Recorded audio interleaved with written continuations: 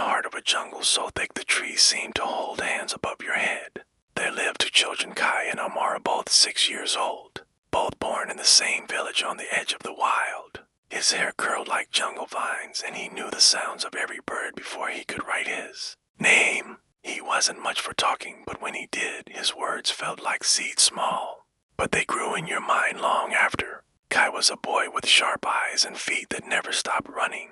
Her laugh was like river water over smooth stones, and she asked questions no one else thought to ask. She wore a necklace of monkey teeth, fake ones, and believed every rock had a name. She was fearless except of silence, which made her nervous.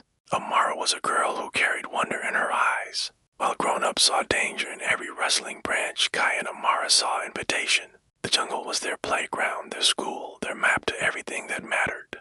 One morning, after a night when the stars blinked longer than usual, Amara met Kai by the old fig tree. Her eyes were wide. "Did you hear it?" she whispered. Along the way, they saw things most people never did. Kai raised a brow. "Hear what?" "The jungle," she said. "It whispered to me." "Whispered what?" She hesitated, then leaned in. "It said, follow the tiger's trail." He knew Amara didn't make things up. In its center was a tree so old it had no bark left, just smooth silver wood that glowed slightly, like moonlight trapped in time. "Not really." Kai didn't laugh. White as bone, eyes like green fire. But he didn't growl. He didn't pounce. He looked at them the way mountains might look at the sky, curious, ancient, patient. And so they packed their leaf satchels with dried mango, a cracked compass, a slingshot, and 3 gummy frogs, and stepped into the undergrowth. They followed claw marks on tree bark, prints in the mud, and the distant low call of something powerful and unseen, a parrot speaking in rhymes.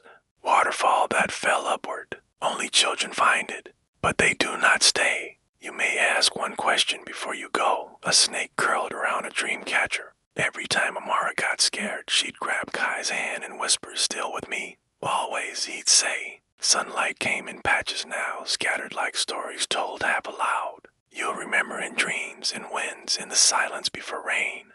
Then how do we keep it? A soft wind swirled around them, and suddenly the heart was gone. The tiger, too. You'll remember without knowing what it is you miss. They crossed ropey vines, swung over creeks, and listened to drums in the leaves, thump, thump, thump, like a heartbeat that wasn't theirs. Of course not. The jungle deepened. At last, they reached a grove so quiet it almost hurt. Beneath it sat the tiger. Not just a tiger, the tiger. "Why have you come?" the tiger asked. Kai's voice trembled. "We followed the trail." Amara stepped forward. The jungle whispered. The tiger's tail flicked once. "Then you have heard what others forget. The jungle speaks, but only to those who still know how to. Listen." Kai and Amara stood very still. The tiger rose, towering and graceful. "This place," he said, "is called the heart." Kai and Amara looked at each other. Then Amara asked softly, "Will we forget this?" The tiger's eyes softened. "Most do," he said, "but not entirely." Kai stepped forward. "Keep listening," the tiger said, "even when the world is loud." And then the jungle shifted, branches sighing, leaves rustling like paper. They were back near the old fig tree, the compass in Amara's hand spinning uselessly.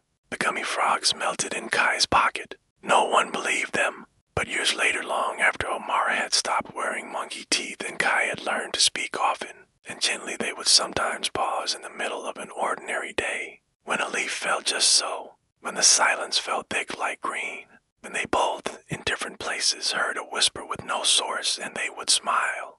Because the jungle never forgets who listens, and neither did they.